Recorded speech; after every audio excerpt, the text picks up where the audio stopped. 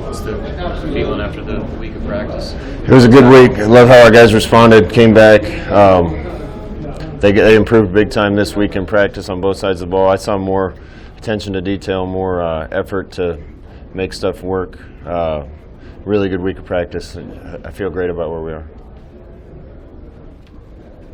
With Adrian, how much is it about just protecting the ball?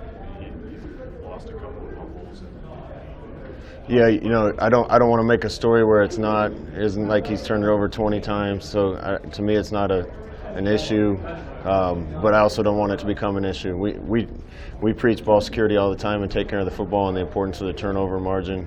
When you win it, you win. When you don't win the turnover battle, you got a good chance of not winning. So we stressed it just as much or more than ever this week, and we got to take care of the football. Did you guys hold an open tryout for kickers this week? We didn't hold an open tryout for kickers. We called the club soccer team to see if they had any kids that had done it before. Going into last week, we had both of our kickers with minor injuries. We didn't know who was going to be able to kick. Isaac was even banged up a little. Somebody told me that had been here that Alex Henry actually came off the club soccer team. So we had some kids come and try out for us, and we're going to give at least one of them a shot to work on it and see what he can give us. If nothing else, maybe some kickoffs through the end zone. So do you have a player on the roster then from that group? We're working through that right now, yeah. When a team maybe has less talent like Northern Illinois does, have you found that opponents will try to do things on offense to try to manufacture big plays, they'll take more chances, even on defense, like they'll be riskier in order to create an advantage early in the game? Sure, I've been in the games where we're underdogs and not supposed to win, and you want to throw everything in the kitchen sink at the other team. So our defense needs to be ready for that. Obviously, we didn't play a couple trick and gadget plays very well last week, so we got to be situationally aware and ready for anything they throw at us.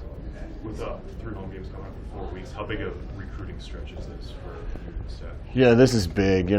Anytime we can get recruits on campus and have them see the environment and see the best fans in the country, it's great. So we'll have some this week, and again Ohio State, and again the next home game, and this is a big stretch for us as far as that goes.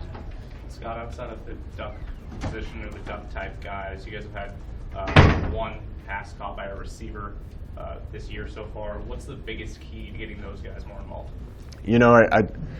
I think we need to play more guys early on to make sure the guys are fresh at the end of the game, and we've talked about that. We got some guys that are close to being ready. We just got to let them get out there and learn on the fly.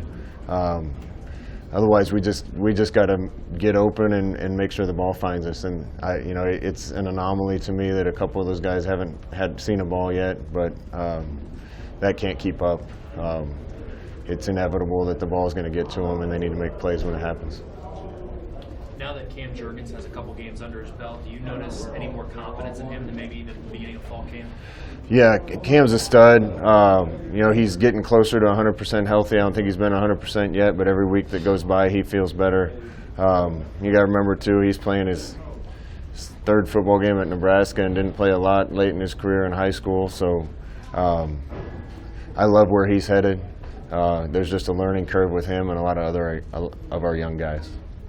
Troy mentioned yesterday Wando maybe playing a little bit more running back. I know you move him all over the place, but would you line him up? Do you plan on lining him up in the backfield any more than the first couple weeks? Yeah, we need to get him the ball. I mean, you can see it pretty clearly that good things happen when the ball's in Maurice's hands. Good things happen when the ball's in Wandale's hands. We need to get other guys involved, but we need to create any way we can to get those 2 guys with the ball. And if we're not getting one of them enough touches, then we got to manufacture it and allow them to make the plays that they're capable of. Is that where his smarts helps you guys, because he's smart enough to be able to adjust to various positions? Yeah, down the road, I think you're just going to be able to put him in wherever you want to and let him run the offense. His first year, he's doing really well, but it's hard to just move him and mix him and match him. So we got to be smart with how we use him. But he's capable of doing both. It's just hard to overload him with 3 different positions right now. And the more time goes by, I think the more we're going to be able to utilize him because of his familiarity with what we're doing. What's the key to getting Diedrich going a little bit more? Diedrich's gotten some chances. I think, game one, I don't think there was a lot for him to work with. A couple little detail things where he's missed a couple cuts that he won't miss once he gets more familiar.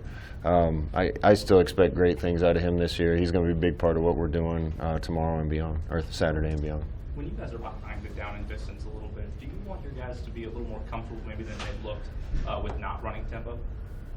Yeah, we've been in too many situations early on in the year where we're trying to pick a perfect play. And when you're behind the chains and not in a rhythm, that's what happens.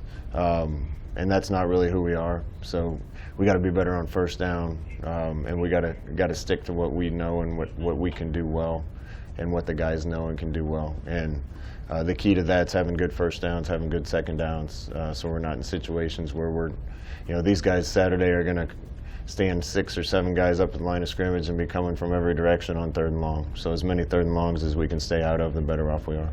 Did you make any decisions with your last couple scholarship spots for the fall, or is that still? Yeah, I think we have. I'll probably announce that on Monday. Scott, you've said before you like playing in the morning. With this being a night game, what do you do to pass the time all day? Well, I just like playing in the mornings and get it done, and coaches can go home and see their family, and the kids can rest a little longer for the next game. But that being said, there's something special about Memorial Stadium at night. I can't wait to see the environment. We got the best fans anywhere, and we're all grateful for them. So I can't wait to feel the buzz in the stadium.